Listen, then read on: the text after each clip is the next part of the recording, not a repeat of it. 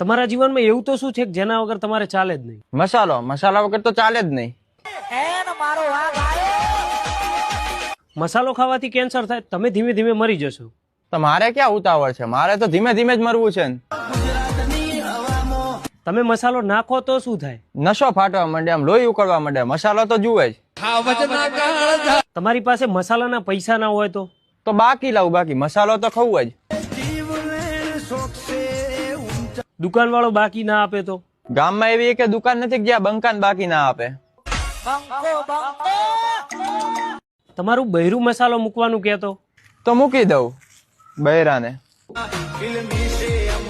તમારા પપ્પા તમને મસાલો મૂકવાનું કહેતો તો ભાઈ મસાલો જ મૂકવો પડે, નકર મારો બાપ મને મૂકી દે. તો હવે આ વિડીયો સૌથી પહેલા તમારા પપ્પા જોડે જશે. પણ કરો